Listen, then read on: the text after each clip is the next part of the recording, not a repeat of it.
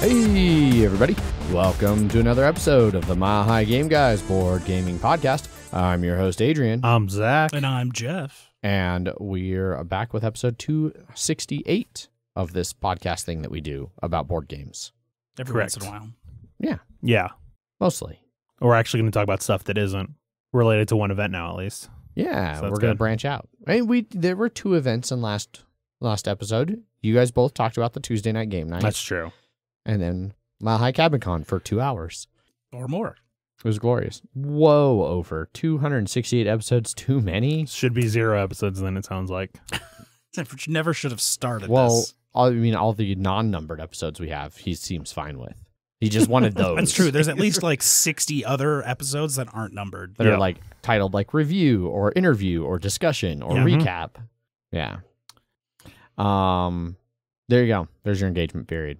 Moving on. Let's talk about what we've been playing on this board gaming podcast. Sounds good.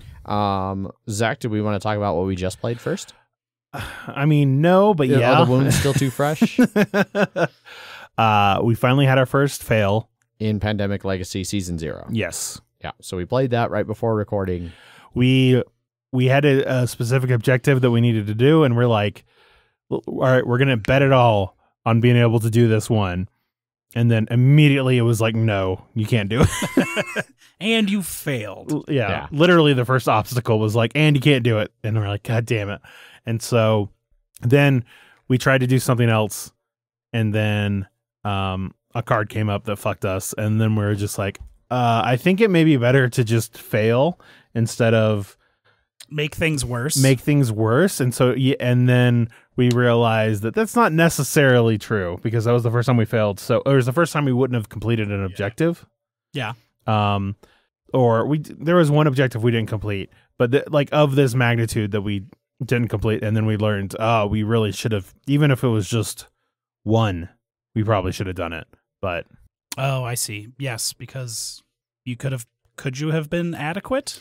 we could have been adequate, but we didn't want to fail on the thing that we failed on. We wanted to give it another try. Mm-hmm. And so we have another try, but then we now learn what happens when you actually fail a certain type of objective. Okay. So it wasn't like, oh, you get another go at it. And we're like, oh, fuck. Let's do it again. Yep. I think our funding is so low at this point that we might be bottoming out on it. I don't know if we have like literally, I don't know if you can go to 0 or if it's minimum 1. I think you can go to 0. I think it can go to 0. I think we're there on this next one. I felt like we were heading that way. Yeah. But now we're back up. We're gonna have 5. Yeah, we'll have 5 now. So Yay. Which we were at that spot where like when we were like towards the end counting how many cards were left in the deck to figure out how many turns we had. Like there's that one card that like you don't get a draw. It's Yes. like so now that we got 2 more, we're gonna be Even on the no, decks. we'll still be odd, but we'll be Oh. an extra turn odd. yeah, I see. I think we would have been okay. We would have been good if we'd had another turn. Maybe. Yeah. We could have planned a couple things differently. Yes. And that one incident definitely Correct. that was the nail in the coffin, so to speak. It dropped us from getting something at 3 to getting something at 1. And we're just like, And then we were like, we don't need to get it at all. I'm sure we can try again next. No, son of a bitch. Yeah. So now it was only a really bad one to purposely fail on. Very, very, very bad. So that was Pandemic Legacy Season 0 that we just played today. Yep. What about Wednesday? You guys said you played the same thing? We did. Okay. Did we play all the same things? We played 3 games? I played at least 1 game with neither of you. I played only 2 games. Maybe I'm thinking. No. I don't know.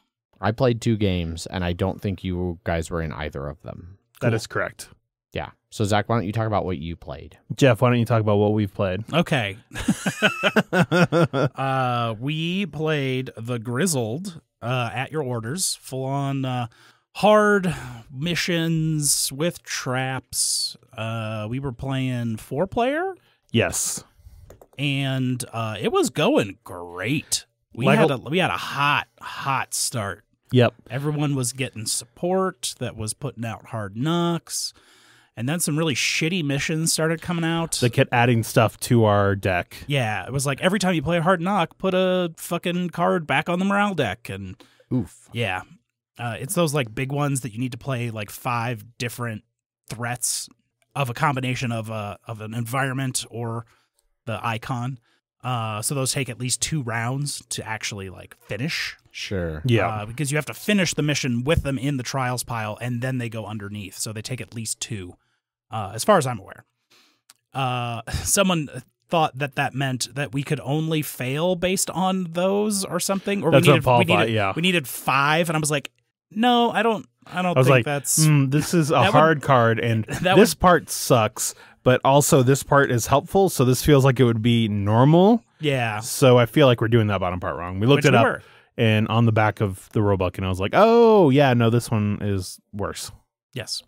Bummer. It was going great, and then we lost on cards because we just couldn't play cards, and we got the missions where we had to keep the cards out there, and we didn't really get support fucked at all, but it was just ran into like we were doing a lot of the strategic withdrawal where we were putting the bad cards back on top, and they were just going into other people's hands, and then other people just weren't able to play because everyone had so many cards in their hand. Yeah. Well, and sometimes it's nice because otherwise it's going to add more cards to the morale deck. Because if it's like, oh, we have 3, if I put this one on top, yeah, we're going to have to draw it again. But it doesn't mean we're adding 4. Like we're adding another card, but from my hand versus from the other deck. So, so we lost. We ran out of cards. We didn't even try the last stand, final whatever one that's like you can win but die. If you can deal out all cards and then you fail on 4 of a threat, or you can deal out just all cards and see if you win that way. It's just sort of like your final push or whatever. We didn't even try that. We just fucking failed. Then did we play that before or after the game? We played that before. That was the first one we played. Okay. And then we played the game with the mind because of course. I keep meaning to just buy the game because I'm not going to play the mind again. Yeah. And I just haven't. So every single time I'm like at a store, I'm like, oh, I should buy this. And then I just don't. I don't even have the mind to play the game with. So somebody gave me the mind to give to you. Oh, yes. I don't know where it is right now. So it was Danny. Yes. So yes. It may be my backpack, in which case I hope so. I will give it to you at some point. Or I won't. I assume your backpack is not in your car. That is 100% correct. Okay. We did well at the game, except the part where I had to play 2 cards. I had one good one and one really, really bad one. I think I sent it from a 93 to a 60 on the drop for that one card. And I was just like, everything else was worse. Yeah. But also my first, 4 plays didn't have cards under 50 or something like that. Yeah. It was only in the top half. I remember halfway through we thought we were going to get real fucked, but then we were able to pull it out, including after playing what felt like 30 cards, but it was probably 20. So we'll just say 20 after playing 20 cards. Sure. We got the pile that's going down from 100 to 1 back up to 99 somehow, which was crazy. That is nuts. It went all the way, both ways. It was bouncing around a lot, and then it ended up it was 69, and then 79, 89, and 99 were played. Yeah. So. Oh, yeah. You were like, hey, Adrian, look. Yeah. Look at what we did. And I was like, oh, my God. Yeah. Stop playing your stupid game and look at us. Yeah, so we won the game all the way. All the cards were played. Yep. GG. I feel I played something else after that, though. Biblios. Oh, that's right. Then we played Biblios. I like Biblios. And then Paul was explaining the rules to Sean, right? That's what we played it with? Yes. Okay. And then Paul was like, why aren't you guys paying attention? We were like, because we know the fucking rules. Yeah. Because we were just chit-chatting.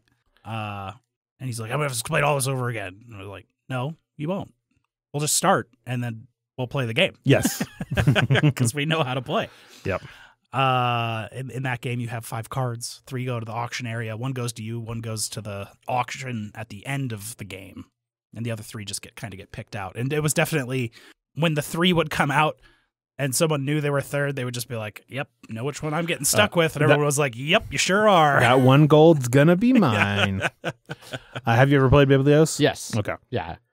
I It's been a while, but I like it. notoriously get card fucked every game I play on that, because it's just like when we were done with our initial draft of it, I was looking at mine and I was like, okay, I have one color, green, that I have 5 of. I know that there's more out here, and I'm pretty sure, and I've seen Paul get it, so I know that he has been collecting them. So I need to win them in the auction. Basically, what happens is I have a couple of a color, and then I have a bunch of money, and then that money does not take me nearly as far as it needs to in the game. Yeah. I tried buying some blue, but it got too expensive, and then I was like, well, because I didn't get that one blue, any other blue I get isn't going to matter, which was true. And then the green never came out through the entire thing, and then Paul and I tied on it, and he had the lower card, so he won, and I was like, and there was nothing the higher letter, the higher letter, the A card or B card or whatever. And so I was like, well, once again, I end this game with 0 points. I think him and Sean tied, and then Yes. Paul won it on the having money left, or at the end. That is He had correct, like yeah. 1 coin left or something like that. And then I had like 1 die at like a 2, but since Zach didn't have any, I mean, that was third place. So. Exactly. Perfect. Yeah. Biblios is good. It's quick. It's easy. Yeah, I like Biblios. It's neat. Have you ever played the dice game version of it? I feel like that one's more complicated. Really? Yeah, because Biblios isn't complicated. No. And I feel like the dice game is a bigger box than Biblios. So I'm curious about that one. Weird. So what were you playing while we were doing that? So I started off the game night playing a quick game of Cascadia that I dominated. I tend to do pretty good at Cascadia, especially now that I know to actually like play correctly for scoring areas. So that was nice. I don't think on the like Did you not know how to do that before? The very first time Megan and I played, she was like, "Do we need to connect the areas for any reason?" I was like, scan, like of the rule book. I was like, no, it doesn't matter. And then I got to the very end. It was like, all right, end game scoring. And it was like, oh, It actually matters. score 1 point for your largest of each, and then whoever has the largest of each gets 3 points. Great. Why else would there be different differentiation? Yeah, in the landscapes on that in the background. Otherwise, For funsies, I guess. Yeah. okay, all right. It's just like, ooh, this. You could just make a pretty picture in the background. That's the game. That's kind of what I thought. And that's why And you're like, man, this game is not strategic at all. Like nothing you do really. That's why Adrian is don't trust, always verify. Yeah. It was it still was, there was still strategic, like, because it was more about where you place the animals. It was It all did about make the. it- It was it all was about only about where you place the animals. Yeah. Yes. So played Cascadia, that was good. And then we played Architects of the Western Kingdom. You made Wes play his You copy. forced him. I play made, well, so when we streamed last week, Allison was in the chat and she said, hey, I've been wanting to play Architects because apparently somebody told her Architects, if she liked Seven Wonders, she would like Architects. No idea who said that or what they were thinking if they were comparing the two games. Were they saying you would like Seven Wonders Architects? That may have been the case. In fact, that's almost certainly the situation. We were talking about that at one point. But anyway, so Wes said he had it, and I was like, hey, Wes, would you want to teach us? And he said yes. So originally I thought it was going to be Allison, Clue, Megan, myself, and then Wes teaching. Clue had karate, so she was not there until later. So Spring ended up sitting in. So it was still a 5-player game. We played with the variable player powers. Yes, but you're skipping over the part where Wes was like, yeah, you guys want to play? And then you're like, no, they can't play because I've already designated everyone that's playing. Which I don't, like, I told him that in chat. I don't know how he forgot. We're like, yeah, totally. I played that. I'd totally play it again. And you're like, no, Yeah. no, Adrian. I did. I was like, we made plans to play this. I don't know how Wes forgot about it. I don't know. Or did not. I don't think he forgot. I think he just never realized that that's what I was saying. That he was having to. He already had a game that already was full that he had to play. Yes, and teach four new people. Yeah, and yeah. So he browsed the rule book while we finished up Cascadia and set up because he was initially in on that Grizzled game. Correct. And then he dropped out to come because you told him that he had to teach a different game instead. We were willing to wait for Grizzled to finish.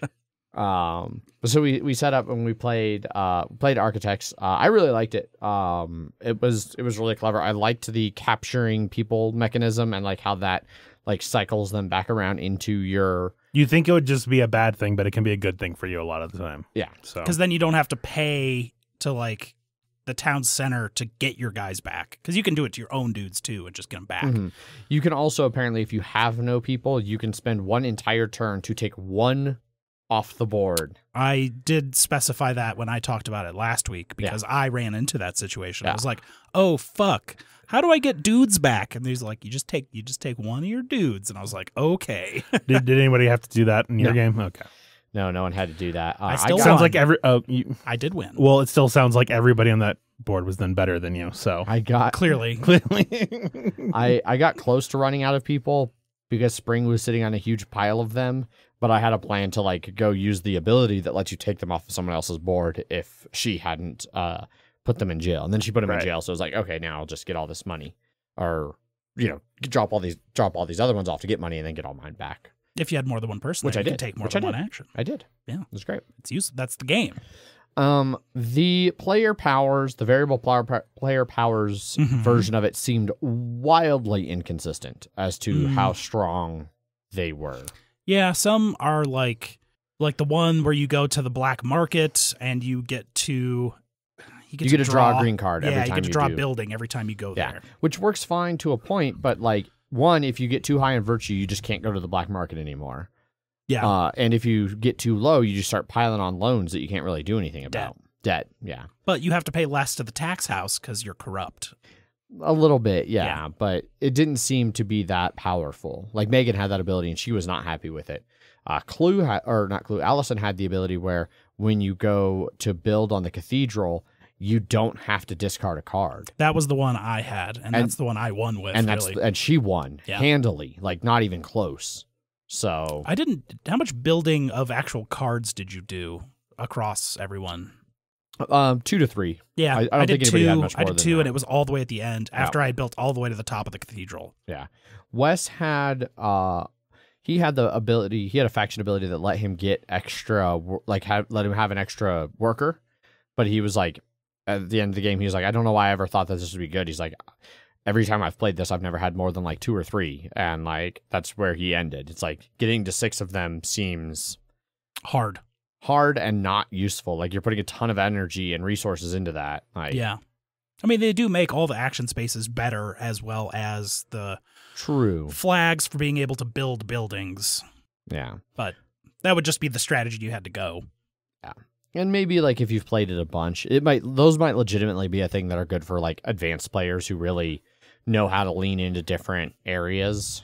Yeah, and those could be balanced based on where you start on the virtue track, because they have. Oh, they definitely are, because they have positions that you start, and you start bonuses with different amounts of people in prison. Like I like the variable setup aspect of it. Yeah, but the player powers didn't seem to work super great. Yeah, so. But I did like the game overall. It was a lot of fun. Yes. I'm glad that we talked about it last week on the stream so that it came up in chat so that I could make Wes teach me. Yes, you could make Wes play it so you can play it. That worked out well for me. Who won? Allison won. Yeah. Oh, that's right. Yeah. Handedly. Yes. I got second, I believe. Maybe third. Distant second or third. Yeah. He beat Megan again. Okay. I did beat Megan again. I think Megan got last. She did not do super well. I mean, Paladins is even higher rated than Architects. So really? Yes. Huh.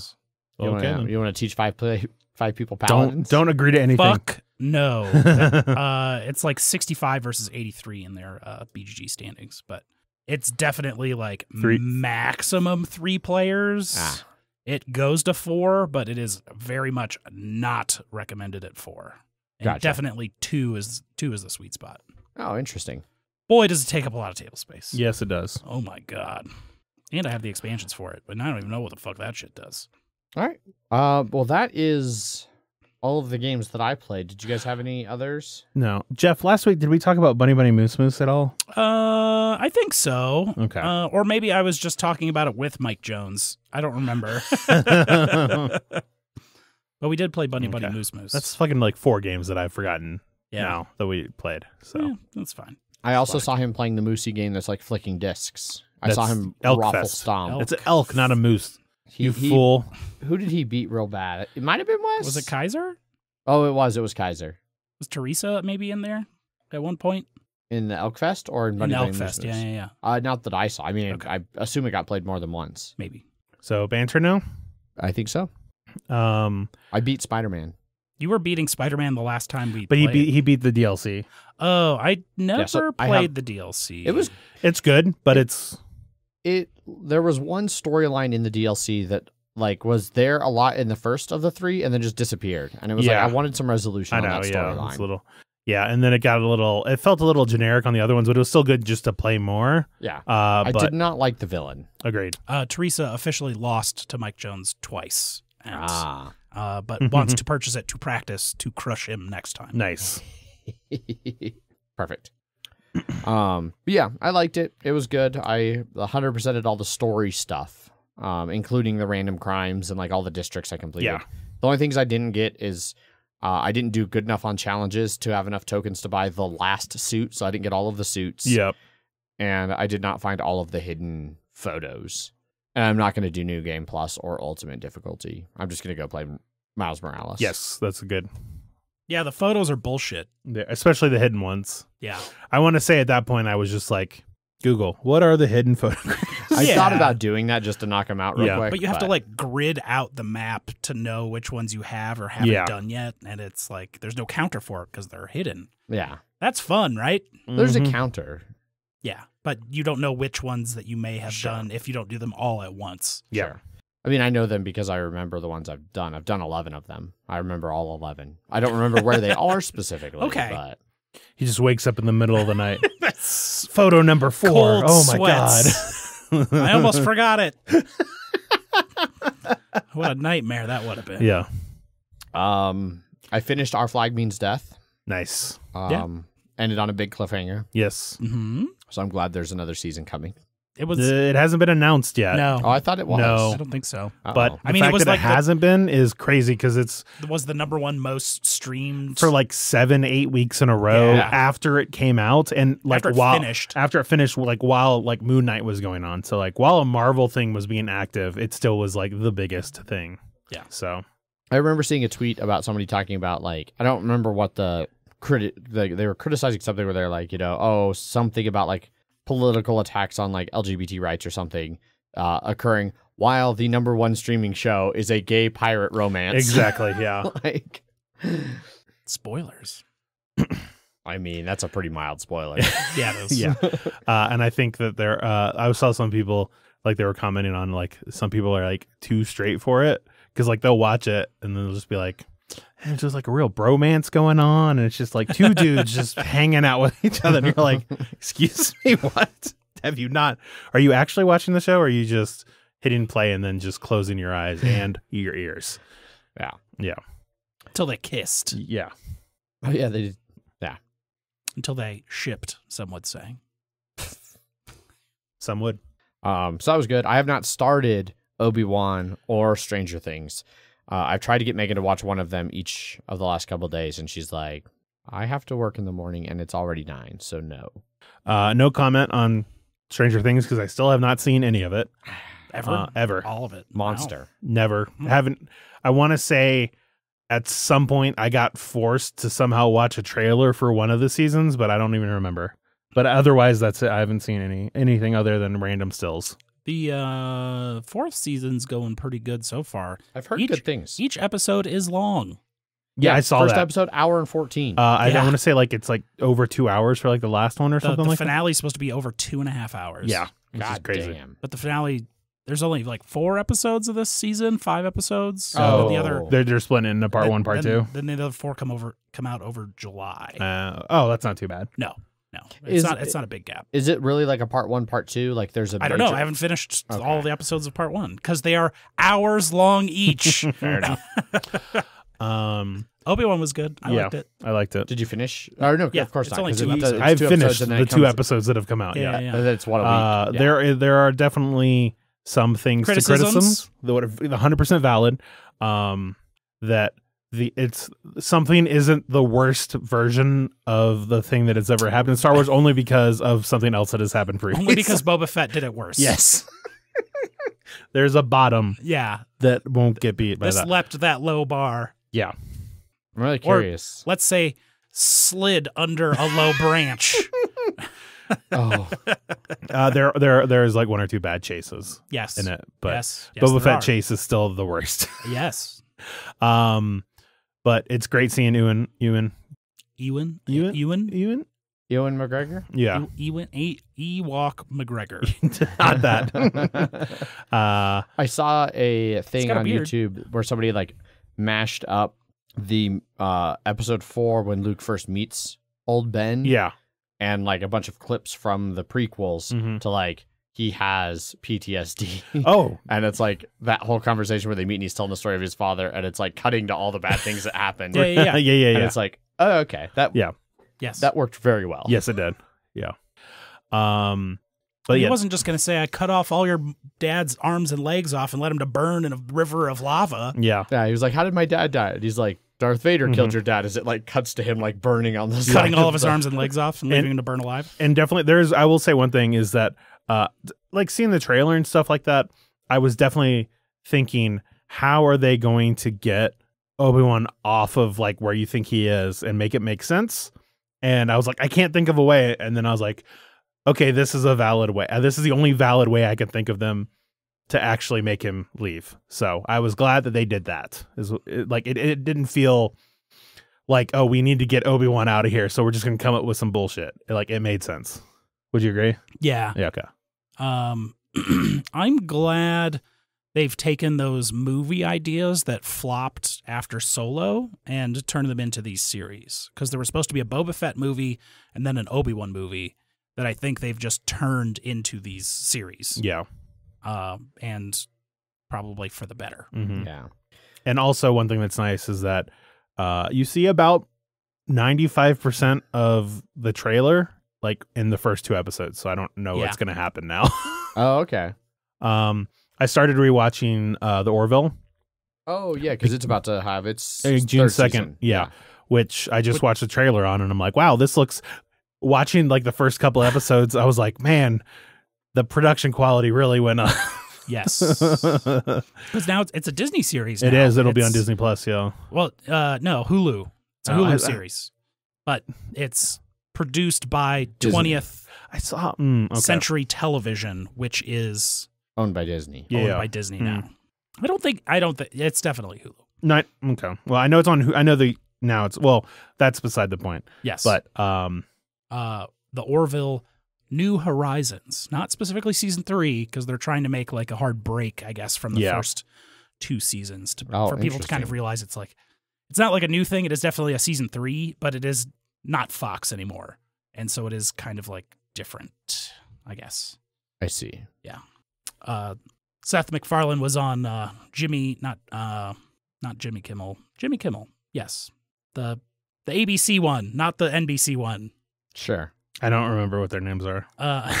Jimmy Fallon. That's not the one. That's not the one. So it is the other Jimmy. Yes.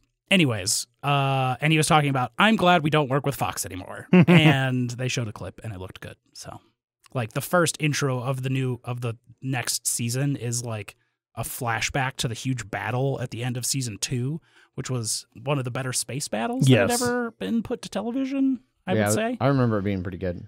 But now it's like super ultra high production value, like in the background, the battle happening. And it's like, Jesus Christ, what the fuck? Yeah. This is what it could have looked like, and it already looked pretty good. Yeah, I look forward to that series. April 2019 was the last episode of that series. Crazy. Yeah, and the pandemic / Fox fucked Everything. Yeah, but it's finally happening. on UK. I think I was reading a UK thing, and they watch it on Disney Plus. Yeah, they so. get everything good on whatever they want. So Yeah. yeah, Whereas it's Hulu for us. America continues to suck. Yeah. You just get a VPN and you can watch UK Netflix though. Yeah, they got some good stuff every once in a while. I do pay for a VPN. I should probably. You can get like Star Trek series still on Netflix if you go to the UK VPN. Look, we're like one of the few podcasts that don't have VPN sponsoring us, so don't give out any specific names unless people want to pay us for it. Yeah. If you're listening to this and you work for a VPN, we are. If you want to waste some money, let us know. You don't have to waste much. It's not a. Yeah, we come cheap. That's whatever it is, it won't be worth it. That is not true. Don't say such things. There was a lot of racing today. F1. And the Indianapolis 500. Oh. And one other racing series that I don't watch. But I saw some graphic that was like the greatest day in racing, and it was definitely Formula One, Indy 500, and then another track that was round and a car, and I was like, I don't know what that even fucking racing series is. How was Monaco? Wet, which was interesting, but the race was so delayed because of it. They didn't want to even start in the wet because they knew more rain was coming, so it was delayed almost an hour. And then they started, and they actually didn't finish the race because the race has to end within 3 hours of the start. And because of stoppages during the race, they actually stopped putting the lap counter in the top left and just put a timer. Because when the timer ends, you have one last lap to finish, and that's the race. So they didn't go full distance, technically. Is there any, does that change points or anything? Does that change any of that? If you go under a certain percentage of laps, you can get like 25% points, 50% points, but that's pretty low. You can get to like half race distance, and anything beyond that is full points. Gotcha. And a lot of these rules came into ironclad text, let's say, after last year when Spa, that was when we did the MHCC last time, was so rained out that they did a couple laps behind the safety car, but those laps counted towards the race, which means they technically had a race, even though they never actually raced. They just trottled along behind a safety car, but those laps counted. Where now, during this whole thing, the laps did not count. But they also like took the laps off of the total distance because there's only so much fuel in the car, and they can't have them like go around a couple laps and then make them still go the full way, right? Because then they'd run out of gas, and they cannot refuel unless they go back into the garage.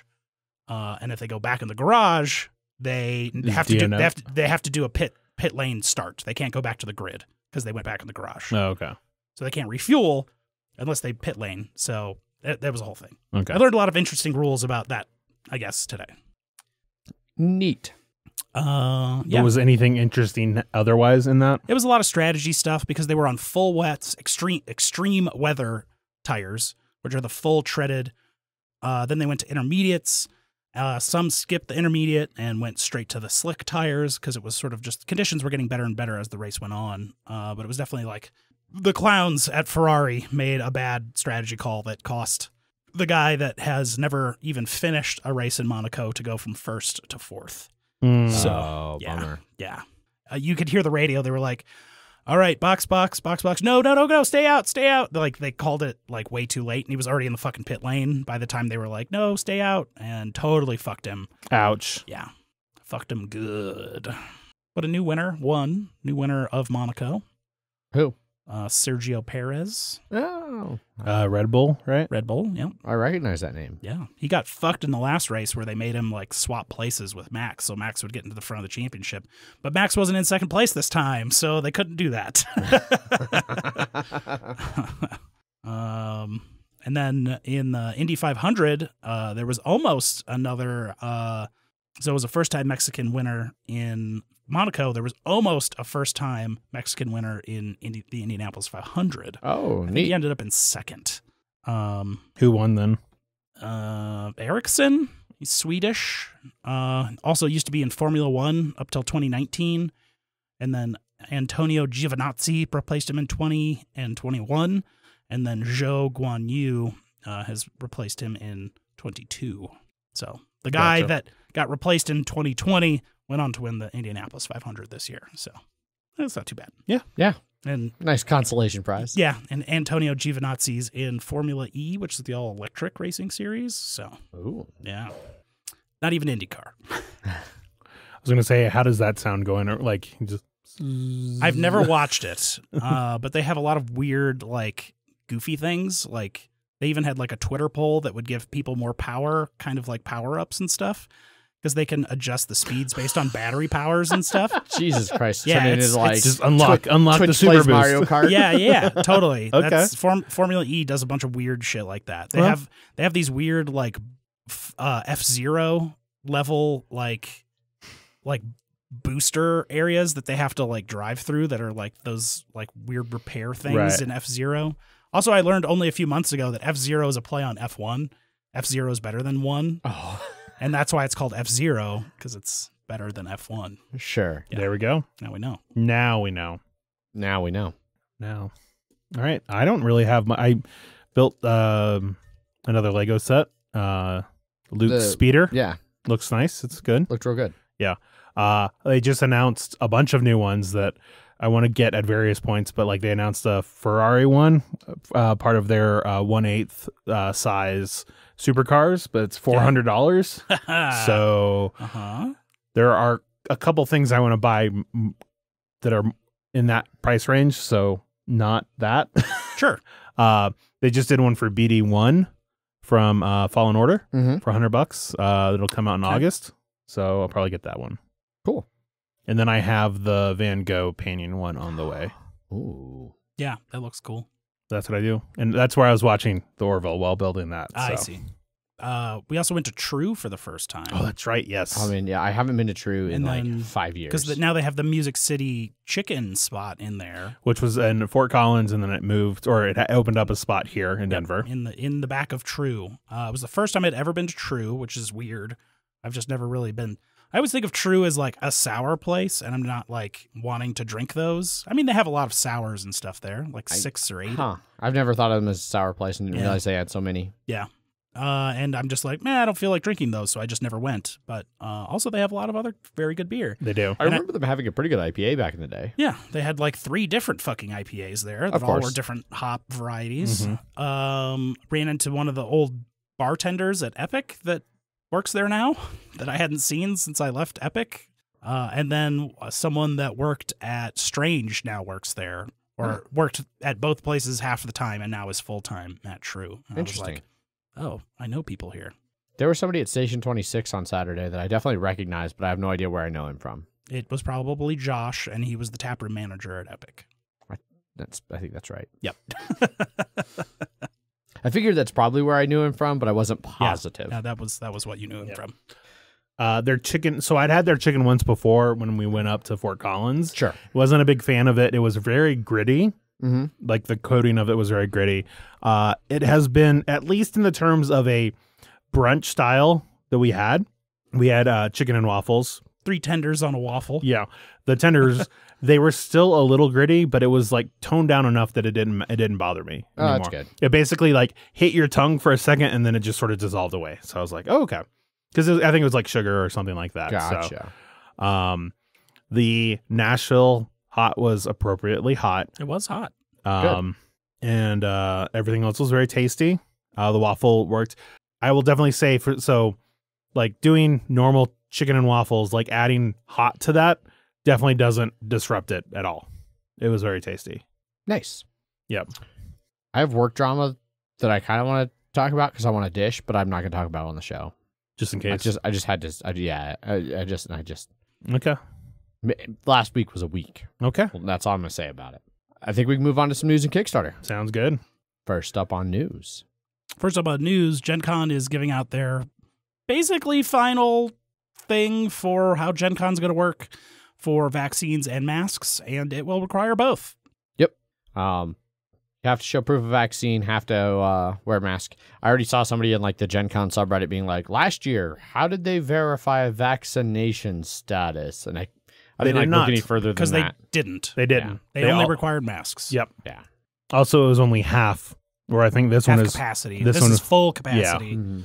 Yeah. And they've run a bunch of polls and stuff over the months and asking stuff like, would you attend with only masks or no masks or masks and vaccinations? And I think all of them were pretty overwhelming, mask and vaccination. Yeah, I know a couple other conventions were like, oh, we may not, like, COVID sort of get over, like, their words. COVID, so we're not going to, and then they, like, immediately got a bunch of backlash. And then they were like, we'll keep it going. So, Yeah. I'm glad that Gencon is doing. Yeah, it's tricky. Like Gencon, I don't remember much. Like some of the side breakout stuff was in smaller rooms, but a lot of things are in really big spaces. But it's also like a lot of people. It is, yeah. And like board gaming is one of those things where you're like with like the same group of people for like potentially anywhere from like 1 to 5 hours playing a game Mhm. in close proximity. And so like that risk of spread I think is a little bit higher. So I think it's good to be cautious. I think like didn't Geekway this year do the like some areas were masked and Yes. some areas were Yes. unmasked, Yep. but Vax was still required? Yes. Yeah. You had to show proof of that, but then you could, and so like in the beginning, we went to some of the places that were like it was spread out enough that I felt fine doing the mask optional, and then a lot of people started showing up, so we went to like mask required, and then there were other mask optional rooms that were outside of the 2 big halls, and those were a lot less crowded, so those we ended up doing those like just off in a corner by ourselves. Yeah. So, but I don't think you could do that with Gen Con. It's just too No, big. God, no. So It depends on how much it'll be enforced. Also true. Like no, they seem to do a good job enforcing the masks.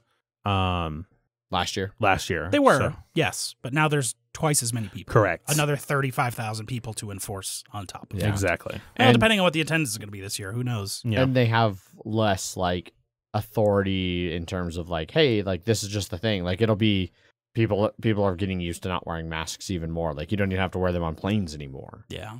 So like people will probably I wouldn't be surprised if there's a little bit more pushback from at least some people. I'm sure. I'm glad I don't have to deal with that logistics thing. Yeah. It's a nightmare. Mhm. So, but there you go. Yeah, Gen Con, masks and vaccinations required. Next up on news, CMON's next big, thing is going to cost a lot more because shipping still sucks. Yeah, so their Marvel Zombicide was $9 million, huge fucking Kickstarter, I don't know, a few months back. Had a giant zombie Galactus in it. Yeah. They projected, for instance, that the UK shipping on the highest pledge would be $110, Which is still already a lot. which is a ton. Now that the pledge manager has opened, that shipping has actually shown up to be $227.59, and you still have to pay a $45.53 VAT. Oh, man. So almost $300 in shipping and fees on top of the already high $615. So basically $1,000. Yep. Like there is no board game on the planet that is worth $1,000. I'm sorry. I have no problem saying that out loud. There's no game that is that good or that nice. He hasn't played Kingdom Death Monster yet. I know everything I need to know about Kingdom Death to say that it is not worth spending $1,000 on.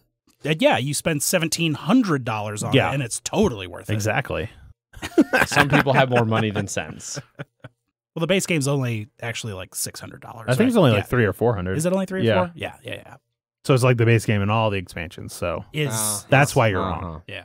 You weren't keeping that in mind. So. You're right. Yeah. I don't know what Ofer's 1867. I don't know if he's commenting on like I played 1867 and he thinks that I would spend $1,000 on it because I wouldn't, Is the game or if he's saying worth that the total price of Kingdom Death is $1,867 $420 Ooh, is nice. the base set. for what? Gloomhaven No. Kingdom or Death. Kingdom Death? That's Yeah. what I meant. Yeah. Yeah. But yeah, so that's prices are through the roof for the Zombicide Kickstarter. And we've seen it affect other games as well, right? Like with the campaign manager for Gray Fox, yeah. Mhm. Some other ones too, but this one it was just like, holy shit, this is nearly double what they estimated just like not even a year ago. And I think that's why you're seeing February is when that ended. Yeah, so like just a few months ago. Yeah. That's why I think you're seeing a lot of people now just be like, we're gonna just charge be very super vague on shipping. Well, even before the pandemic, like there had been companies that ran into issues with that. Like they'd offer like shipping included and lose their shirts, or they'd like give a low shipping cost. And it's like that's why so many of them just said like shipping will be added in the Pledge Manager. Yep. Yeah, because they'd be like, all right, we've charged you for shipping. Oh, we're going to need to charge you another $20. Yeah. And that was not cool with a lot of people. Yep. Yeah. The lesson here is just don't do Kickstarter anymore. Yeah, definitely. And I say as I just pledged for a new Kickstarter like 4 days ago. ARCs. Yep. Weird. The So You've Been Eaten has finally shipped as well. I was like, what am I getting? And I was like, oh, it was like $25. So I was like, okay. Apparently there was a whole controversy behind that Kickstarter too. Like people were complaining about something in the campaign or like not enough communication or something like that. And then the runners of the campaign, the studio behind the campaign, were just like auto dropping people, just giving them auto refunds and just being like, okay, here's your money back. Good luck. Like, and we were like, oh, I didn't want my money back. And it was like, no, I mean, here you go. Here's your money back. Bye. Good luck out there. Fuck. Yeah. So they've been getting review bombed on their that's MHGG not great. page, I believe, due to that. But it's one way to deal with people. True. I guess. Yeah. Here's your money back. We took a discount or we took a percentage. Bye. I think I only have like 4 outstanding, and most of them have been done recently. Next up in news. I was looking through my Kickstarter. Yeah, I noticed. Gloomhaven is getting an official app through Lucky Duck Games. Correct. The people behind what's it, the Detective? Chronicles of Crime. Chronicles of Crime. Is it Detective Chronicles of It Crime? might be. I believe so, yeah. There's the one that's the Portal one, and then there's the one that's not the Portal one. Yeah. Yeah. But yeah, so they are developing 2 different apps, one for Gloomhaven and then one for Frosthaven. Frosthaven will be the first one launched because they kind of promised that during the Kickstarter. And then they had that whole drama with the old Helper app. Yep. And then later there will be a Gloomhaven one that will be coming out as well. This, of course, being big news after the falling out of the Gloomhaven town. Gloomhaven, what was I don't remember what it was called. The app that everyone used before. Yeah. Started trying to charge money for it or something like that. Yeah, putting ads on the site or something like that. Which rightly caused Isaac to be like, well, if you're going to start making money from this now, let's have a talk. He was making some money off of it. Oh, okay. And all Isaac Cephalofair was asking was like 10% or something like that. Like, yeah, hey, we got to protect our IP here. Like, you're using our stuff to make money. We would like a little bit. Yeah. And then there was just a kiss, just a taste. Yes. And then they're like, a fuck symbolic amount. Yeah. Yeah. And then there was some like, well, you can't use any of our art or text or anything or something. And it was just like, nah, I'm shutting it down. Yeah. And now there's this. Yeah. So hopefully this works out and is as good, because I know the other one, like, people loved it. It was a great app. So hopefully it ends up. I've heard no good. complaints of Lucky Duck's app quality. So yeah.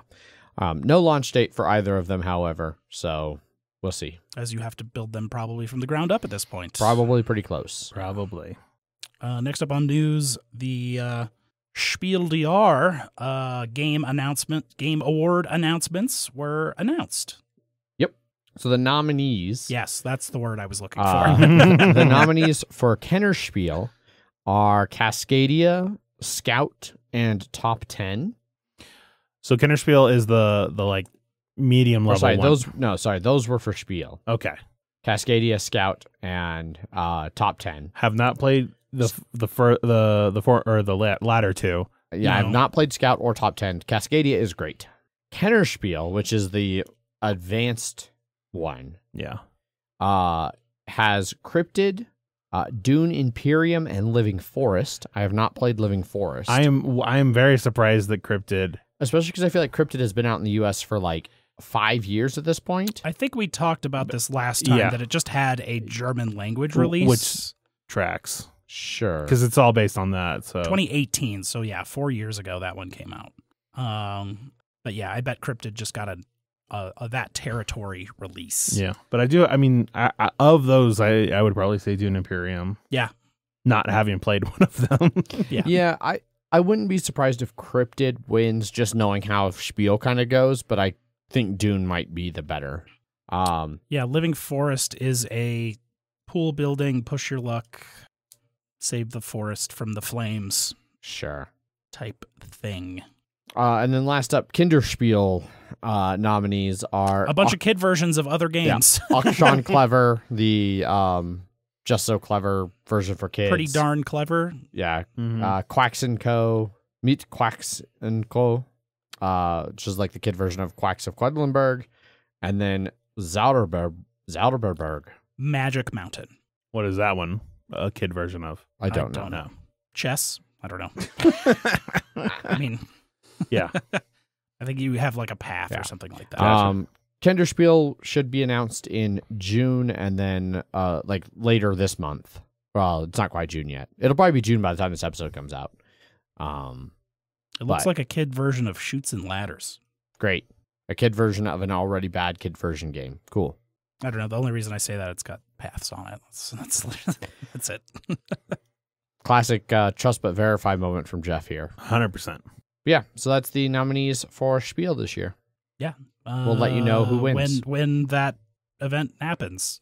Well, they usually announce like one of them like weeks early. Kinder, that's what I was saying, will be announced June 20th, and then the others about a month later. Yeah. Last up on news, a full description of Twilight Inscription has been released instead of just like one page at the back of the Codex 3 for TI4. So we know what the fuck it is now. It is the biggest, most expensive roll and write I've ever heard of. Correct. It is $64 for a roll and write. $64.99. So $65. Yep. Plus shipping and unless you pick it up somewhere. Taxes and 1 through 8 players, which is good because that's what. Get all the expansions out of the box, right? Exactly. 24 different factions. Yep. So it's and they say it's all the factions. Well, because we talked about just a couple weeks ago the 25th faction for the 25th anniversary, which they said they would add in a little while, I think. But this will be coming with like just an actual printed version. Yeah, probably. Is it the faction from the Codex? Yes. Okay. Yeah. So this one in classic TI fashion is just too much. Like of everything, because it's instead of 1 board worth of stuff, it's 4 boards worth of things to mark around, and that looks indecipherable right now. Yeah, they call it a massive board game. Yeah, and also it will take 90 to 120 minutes for a roll and write per player. I know they mentioned like there's a decent amount of interactivity into it too, so I'm curious to see what that is in regards with this, because famously roll and writes are hard for that. Each of the sheets represents one of the 4 X's of navigation, expansion, industry, and warfare specifically. Which, like, they could have just called them like expand, explore, exploit. Does somebody hold like a trademark on it? They might. Yeah. Each of you're not tapping this card, you're twisting this card. Each of the sheets is also unique from the other 8 of that category, so you are all variable setup as well. Yeah. Which is nuts, because usually you think of a roll and write as everyone's kind of like the same, and it's just how well they do with what everyone gets, which is not the same in this. Also interesting with the 24 different factions that all have like different abilities and powers. Exactly. Yeah. Well, and it makes sense too, just because like everybody is in Twilight Imperium, like everybody has different planets next to them, so they're getting different amounts of like starting resources and expansion and stuff like that. So sorry, there is also a version where everyone starts with the exact same setup. Oh yeah, I think it's on the opposite side. Yeah, so that makes sense. So you actually have 16. Yeah, you do. Yeah. Well, I guess it'd be 9 because the backside is all the same. Yeah. So there are or 8. There's 8 sheets. Yeah, but 8 and then one side, of the same on everything. So the one else. side is all 8 unique, and then the back side is the 9th different map that is the same for everyone. Assuming I'm assuming the backside of every single one will just be whatever that other sheet is. That's what I'm thinking. But are you? Because you need 8 unique sheets. Yeah, that's what he's saying. Yeah, but why? Oh, I see what you mean. Then the 9th is on the. There's 9 different sides. Yes. Yes, because there's 8 unique ones. 9 and then different one. maps. Yes. Okay. Got Yep. there. I got there. Even though there's only 8 sheets. That's what I was saying. I was like, there's not 9 sheets. There's 8 sheets. Just use the back side. Yeah, but there's 9 though. Yeah. Yes, there are. And it is dry erase and it comes with Chalk markers, they call them. whatever the fuck Dry that erase means. chalk markers. They're really nice. I've used them before on Nice. other things. Like I think they're like a better dry erase. Nice. Jeff, if we can pick this up at Gencon, we might be able to get that 3-player TI that you've always wanted. but it's rolling right. But it's rolling right. Yeah. Do we think we could fit a 3-player TI rolling right on a stream? No. How I big mean, are these we could. I shits? think we could fit it. It just you'd have no idea. Nobody would understand what anybody was No. doing. You couldn't, and you would only have your sheet on the fucking camera anyways. So they wouldn't even know what we're doing. Guys, Zach and Jeff are doing things. Uh-huh. Meanwhile, I'm doing all of these other things. Yes. I'm marking this. They're marking over there. Oh, I can't believe you marked that spot. Now I'm gonna roll. Oh, I can't believe you rolled that. Apparently it does have a solo mode. Yes. Maybe I'll stream solo mode There you go. if one of you guys picks it up and then leaves it at my house. I'll probably pick it up. Yeah, especially if I can pick it up at It's one of those Gencon. things like, sure, I'll own it, but I'll literally never get my copy to the table because Yeah. I know like 3 other people that have the fucking game. But that didn't stop me from buying fucking TI4 recently That's true. because it was on like all-time like low prices, and I was just like, yeah, I'll buy the base game for Yeah. what, $72 or something like that. Well, also Paul was always sort of talking about like maybe leaving at some point, in which case our copy would. And then he bought a house. Yeah, then he bought a house. Yeah. So But I also own TI4 Yeah, for sure. ultra low prices. there you go. Spared all expense. Most expense. Yeah. Not all. You didn't get it for free. No. That is it for news items. First up on crowdfunding, we have. It's just Kickstarter now. Yeah, Well, it is- you I can guess it is just Kickstarter. You can just call it now. crowdfunding. Yeah, That's yeah. fine. The board game tables expansions Kickstarter and so much more. Just about $400,000 of its $20,000 goal, almost 5,700 backers, about a week left to go, with its most popular pledge being $1 fucking dollar, because this Kickstarter is like everything, and you Yeah. can just a la carte access to the pledge manager for $1, the most Yep. popular, Yeah. with 4,500 backers at $1 right now. Yeah. So the 4 main games that they are including expansions for is Kabuto Sumo, On Tour, QE, and Bites. So the Kabuto Sumo expansion adds random items like tables, chairs, like typical WWE Coffins. wrestling stuff, Pretty sure that Sumo's there- got a coffin. And is there any sort of like metal? ladders. Yeah, it's any sort of like metal Cage. cage that can go on top that 2 people can go on top of, and then one person can throw the other one off. Not that I did not see anything about a cage match. That'll be the next expansion. Okay. So it also adds a new alternate win condition and some other things like that. For I will just note in this too is that for each of these expansions, you can also get the base games. Yes. So if you were looking, this is also a way to get those if you haven't yes, and want them. and there's all kinds of weird mix and match options that I'll come back and talk to Yeah. in a little bit. For On Tour, the expansions are Paris and New York. New York. Wow. Paris and New York. I don't know where New York came from. Paris and New York. They are all new maps with some new strategy stuff. The Paris map, I believe, is designed by Albin Viard and is a much deeper map for like the route building and whatever aspect, because Albin Viard is a train game-ish designer. Yeah. He famous used his for train game tramways. expertise to add new depth. Yes. They broke new ground. But you said that was only on one of them, right? I believe. So then, like the New York, just whatever on that New York one. We want the depth on this one. New York can go fuck itself. I don't care. It might not be. I can't tell. I think it's both. Okay. It might be. Might be both. Anyway, QE adds commodities expansion. So commodities are a new aspect that you can sell your nation's commodities. Other nations can buy them. Owning commodities are points at the end of the game. And the commodities you sell, whatever you sell them for, you get to remove from the total you've spent over the course of the game. So like if you've accidentally spent the most, you can sell some commodities to reduce the amount you've spent overall. Right. Because famously in QE, there is no money. Like, you can spend whatever you want because you're a nation, you can just print money. Mm-hmm. But whoever has spent the most crashes their own economy. Yeah. And immediately loses. Yep. So it's good to have something to help offset that a little bit. Yeah. They talk a lot about it, like, breaking, like, a meta that existed. I guess maybe we just hadn't played it enough to really find that meta of, like, how much to bid for things. I don't know. Yeah, I think because I've definitely noticed it's because of how things ramp up. If you go high early, the first couple times, and like get a couple things that are really good, then it's better for you then and then near the end. So yeah, the only time I've seen that backfire is like I've seen things start at like 10,000 or 100, million, like whatever. People set weird prices, and then all of a sudden, like after that first round, everybody cuts it in half so that whoever won the first one is just out immediately. Well, that's shitty players. Yes. That's shitty players if they do that. This is true. At that point, you just go all in on losing and win every fucking bid. Yeah, everybody gets 0. And that's it, because fuck you all. Yeah. You don't want to play this game? Then we're not going to play this game. We're playing my own game, which is own everything.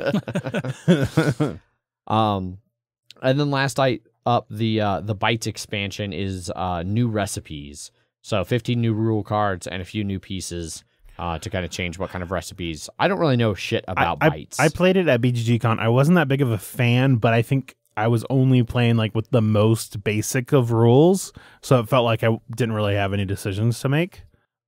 Sure. So I'm curious to see if this adds new ones, or I know it adds new ones. If it adds, well, I'm not planning to get this, but I know somebody who has the game. If they Okay. get this, maybe I would try it again. But luckily, you don't have to. You're not having to get all of these, right? You get to choose which ones you want. Correct. So speaking of getting to choose. Oh, wait, I was going to go over what exactly how commodities work in QE, because that's our most interested. Sure. The second highest bidder gets a commodity of their choice, and then the auctioneer subtracts the commodity sale price from their spend, but not if they won the commodity. Does that make sense? No. Okay. Say that again. I think I know what you said. The second highest bidder receives a commodity of their choice. It is worth points at the end of the game. The auctioneer subtracts the commodity sale price from their spend, but not if they won the commodity. Because you're the second highest bidder, you're not winning the bid. You just get to choose one. Yeah. Can the auctioneer I guess everybody can bid under. Yeah, so what it's saying is that if the auctioneer was the second highest, then he wouldn't get to subtract that bid because they won the commodity. It's their own commodity is what they're trying to say. Okay. So if I was the auctioneer, I wrote $2,000. Jeff wrote $3,000. You wrote $2,500. Then Jeff would win it for $3,000, and then you would buy a commodity from me, or just and you'd subtract 2,500. I would subtract 2,500 because you bought the commodity from me, which is crazy. And so it's so you are now by far the least spend, and we are now by far the most spend. But he's the most spend, but you have points from the commodities. Does the amount I spend for the commodity not affect my spend? I don't know. I'll just see. I mean, and you may write that number on there, but then you got a commodity, so you got it. So you did spend something. You didn't spend as much as he did, but you did spend something. Yeah. So and then it's gold, crypto, and oil. Fucking are the commodities. Yeah. If all gold commodity tiles are owned by players, all gold tiles are worth 3 victory points less. So, like if you deplete all the gold, it looks like they go from like 6 or 7 points. So if you buy all the gold is worth less. Crypto is somewhere between 0 and 10. It's random. and then oil is 4 to 5. And then whoever owns the most gets +5 victory points. Okay. So the commodities add another whole victory point track in there. Nice. And it's affecting it's messing with the money too. So that's good. Yeah. Okay. Cool. Definitely down for that. Yeah. So for the way the swapping thing works, so you can get a lot of different stuff in this. They're mainly adding those new expansions. And you're writing the value of what was spent on the commodity on the actual commodity token, which is neat. Yep. Yeah. So you can get big boxes like the base games, Kabuto, On Tour, QE, and Bytes. Some of the expansions are also big, like Loot Lima, Something Raid, and Factory Funner. So some of their previous big games that they did. There's one other one here, the Ghost game. I remember talking about it. I don't remember what it was called.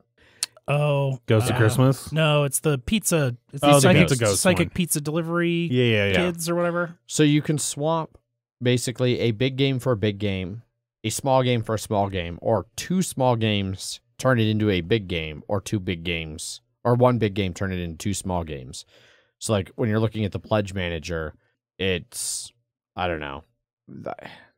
Yes. It's why you should just pledge the $1 a la carte. Yes, correct. If you only want one or two games, that's the one to do. It's like I just did it for the QE expansion. Yeah. And technically I pre-ordered, or I sort of let them know that I wanted it, so I should be getting the like promo stuff for free. Okay. So, but it was like back both of those and you'll get a credit for it. So, yeah. So there is an everything. $250? Well, the everything is $200. The $250 is everything plus a board game bag. Ah, that's what it was. Yeah. Which their board game bags are real nice. Yeah. And I think the swapping really comes into play with all the new stuff. So like if you didn't have, say, you only have QE, and so you want the QE small box, but then those other small boxes, you could turn them into like two of the small boxes that for games you don't have. You could turn them into like Factory Funner or something. I think. They didn't make that nearly as clear as I had hoped. I was wondering what was special about these promo checks in QE. Mm-hmm. They're Ian O'Toole checks. Yep. Yes. Very fancy. Because it's Ian O'Toole. Yeah. So that is the Board Game Tables expansion Kickstarter. Kabuto Sumo, Total Mayhem, and so much more is the official title. Maybe I can get the expansions I was supposed to get with my original GPS Sequoia mountain goats. I have to pay for them again, of course, but... Unfortunately. Next up, last up. Last up, we have the Arcs, which may or may not be Arky, depending on how much you spend on the game, which a lot of people have spent a lot.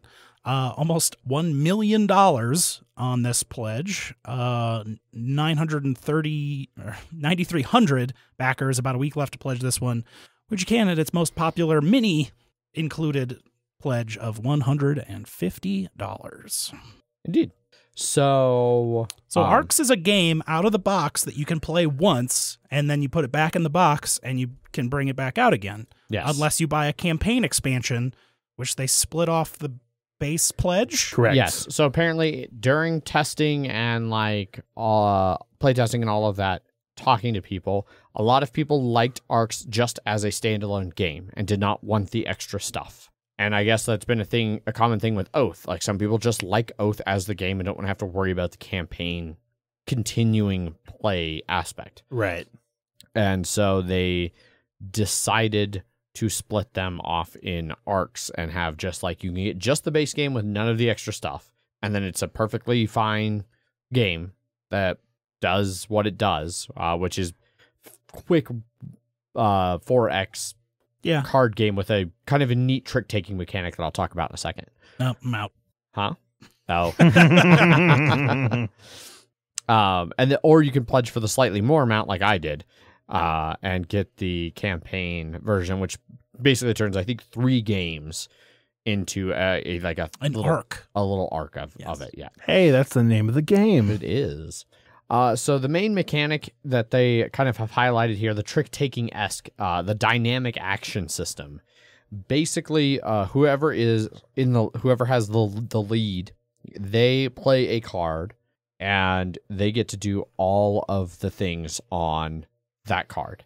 Then you can choose to like follow suit. There's basically 4 suits. You can choose to follow suit, you can choose to play off suit, or you can maybe trump. I can't remember exactly, but depending on what you do, if you follow, like you get to do some of their stuff. If you follow suit, if you play off, you get to do other actions, but then you don't get to take control. And then like I think trumping is the other way you can take control. But like whoever has played the highest that matches suit, if there was no trump, they now have control and get to choose what gets played next. And the 4 cards, the 4 suits can correspond to the 4 X's of a 4X game. So if you have control, you get to choose whether the main action is like an explore, exploit, expand, whatever. For battles, they use a dice system. I think it's vaguely Root-esque in that they're like it's weird, just one dice roll that resolves everything. They're like weird custom dice. They're not you're not rolling D10s or D6s or anything. And it's not like I roll versus somebody. Like if I'm attacking, I just roll the dice and they tell everything about what happens in that battle. Apparently there's bombarding, assaulting, and raiding, and that will be your various, I assume the colors of the die are your various strategies or something like that is what they're referencing. It's right there. You have 3 different strategies that represent bombarding, assaulting, and raiding. Yeah, and I assume it's the colors, but I'm not entirely sure. It might just be like, depending on which one you do, determines which pool of dice you use. Like maybe for one, you do 2 red and a blue. You have a lot of bombarding, you get a lot of red dice. Sure. The base campaign game, the base game board is different, so the campaign board will be bigger and different. Yes. Yeah, so it's a 6-panel game if you're doing the expansion. It's a 4-panel game if you're not.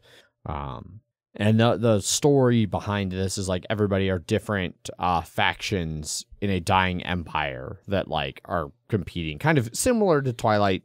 Yeah. There's the main group that died, and like everybody's factions of that trying to vie for supremacy. I think it's like many hundreds of years later or something, like as you're like coming back in into Twilight. Yeah. I think it's been quite a few hundred years since the fall of the empire or something. Yeah, I don't know. Some of those things are weird in Twilight. There's like books and shit for that. Sure. Yeah. Anyway, we're not talking about Twilight. We're talking about Arcs. Where's the Arcs books? That's what I want to know. Maybe there will be. They're novel. I'm surprised there's not Root books. There might be Root books. There probably is. Fan fiction. Certain types of fan fiction. Yeah. So they're doing a bunch of streams over the next like several weeks. Yeah, they're doing like daily release info stuff, right? Yeah. You can currently play it on Tabletop Simulator, and Tabletop Playground, which I've not heard of Tabletop Playground. I had not That's a either. new one for me. We were looking at it last week, and we were like, it's just a bunch of zip files. I wonder if it's like a weird print and play-esque platform. I don't know. Yeah. There is also print and play for this. Yes. And then usually the Tabletop Simulator version, because this is Leader Games, is usually like an official version of the game. Yeah. That is usually very quite good quality. Yeah. So I don't know. I'm super excited for this because I am just super excited for almost anything that comes from Leader Games. Have you played Oath recently? I have not. Okay. I took it to Cabin Con wanting to play. It sounds like we might be getting close to having me, Chris Evans, and Ryan, and maybe somebody else start like a monthly play of it. Get it on a regular schedule that like, hey, Gotcha. we're gonna do this. Because I really liked it when I did play it, and I would like to do it more often. So yeah, that's Arcs. Fast-playing, tense sci-fi game with innovative campaign. I'll take their word for it. tagline. And this is from... Leader Games. Well, I mean, it's from the same designers of Root and Oath? Yes. Okay. Yeah, Cole Worley for the design and Kyle Farron for the art. Yeah, the art was pretty obviously the same. Yeah. And that's it. That's it. I don't believe we have any... I didn't see anything. Everyone's busy Memorial Day weekending, like unlike us nerds. Yep. Right. Although that's why we're recording on Sunday instead of Monday. So I can go do a barbecue. Yeah. And I can, I don't know, do nothing. Yeah, pretty much. It's going to be great. Yeah. Play V Rising for 16 hours. There you go. Yeah. All right. I found your old castle, Zach. I almost destroyed it today. That's probably be for the best. Yeah. What is V Rising again? It's a huge world map, and it's not like one of those Minecraft endlessy kind of things. It is like a constructed map, but it is very large. It's Diablo-esque in its combat, but you're a vampire. But there's a lot of like base building and like mining resources, but you also need to like go kill bosses to get new crafting recipes and stuff. So you can't like just sit around mining resources to get everything. You have to go out and fight. And then the more of a certain like class of blood you drink. Like you get different classes from that. If you keep drinking blood from that rogue's type or that brute type or the warrior type or the creature type. It's pretty neat. It also plays with the sun. With like when it's daytime, if you're out in the sun too long, you'll start to burn. Yeah. And then you start like taking doubling damage every like second, half second. Yeah. And then like if you start clearing 4, like houses 8. or the trees and stuff near your place, it'll be like, well, that's also shade. So or you just plant a mist brazier and then feed it bones and then you get shade. yeah, there you go. Oh, okay. I haven't gotten to that point yet. So No, I saw where you were. yeah, You were pretty much right there. yeah. So, like, because I saw like you guys have a server now With Thursby, Yeah, with the PVE turned on or PvP turned on. Yes. That's more for like, I mean, like the servers go up to like 40 people. But of a review I was watching and listening, a lot of servers, there's like some prime spots and there's really not enough room for everyone to build like a castle. And usually whoever's there first gets the biggest fucking castle. And it's not like, suck it, fun. nerds. Yeah, it's not that fun. Gotcha. Yeah. Okay. But with like a small group of people, it could be interesting. Sure. I don't know what the like group mechanics in it are at all. So Interesting. it's no way to know. That's going to wrap it up for this episode. Yep. Like I said, there's no listener feedback. If you would like to get a hold of us, there's a variety of ways to do so. You can send us an email. Emails at milehighgameguys.com. You can find us over on Twitter, where I tweet under @MHGameGuys. Zach_MHGG. Jeff_MHGG. We have a Facebook, facebook.com/MHGG podcast going away on Facebook. Yep. That was Already come and gone. Come and gone. Oh, really? Oh, yeah. Ah. That did not last. BGG hosts podcast episodes, however. Yep, which we are on BGG, and you can also find our guild over there, guild number 2731. We have an Instagram account that we should have done a bunch of stuff at CabinCon. I can put pictures on there. It'll be late, but why not? Yeah. Throwback Thursdays. They're on there. Yeah. But that's also at MHGameGuys. We're pretty much at MHGameGuys or /MHGameGuys. Because it's shorter than Mile High Game Everywhere. Guys spelled fully out. Yes. Which is, you know, what we started with. Exactly. Be sure to track down. I think on the guild on BGG now is probably the best place to continually find the link to the Slack channel or the show notes of your podcast app of choice. If it has hyperlinks, there will be a link to join the Slack channel. And the Slack channel is definitely where we spend like 80% of our time these days, interacting with, I don't know, the dozen or so of our regular fans who Like who are super Ofer, active. who is currently commenting on my rotating collection of Avery Brewing shirts. Yeah. There's one thing you get at breweries, and it's a lot of clothing. Yeah. That tracks. Yeah. I have a lot of Avery shirts. I could have had more Epic shirts, but I did not. I want didn't more get Epic. fucking Epic shirts. They didn't give it shit for Epic shirts. We got, well, I guess all of my Epic Firkin shirts Fiasco. are the Firkins Yeah. shirts. I Yeah. was going to say I have one of those. Those were yeah. like staff shirts for the people pouring. Um, Those are also the majority of the shirts I even had for working there 2.5 years. So sure, that's yeah. fair. That's fair. I got one Baptist shirt for like GABF one year. And I was like, can I get something else? And they're like, you here. And I was like, cool, thanks. Great. Yeah. And then I have a hat that doesn't fit over my hair. It's like a winter hat. Yeah. Because it's too small for all the hair I have. So much air. That's a lot. Anyway, We need that fan. It's hot. Got a little it's hot. getting yeah. increasingly warm in here. We'll get back to the fan times of the podcast. Yeah. It's coming back. Just like summer. Yep. Anyway, Mhm. on that note, we're going to shut things down here. Like I said, go find the links to the Slack channel, join that, send us other emails occasionally if you're feeling squirrely. We're around. And other than that, we'll be back next week. Yeah, no reason we won't be here next week. No reason. Nope. Never We'll find skip one. weeks. We'll find one. It's the second day of Shavuot. I'll have it off. So Oh, perfect. So we Yeah. can start earlier. we can start earlier. Yeah. Awesome. Whenever I get off work, I guess. Yep. All right. Well, until then, as always, I've been your host, Adrian. I am still Zach. And I'm blood-sucking Jeff. Bye. Bye. Bye.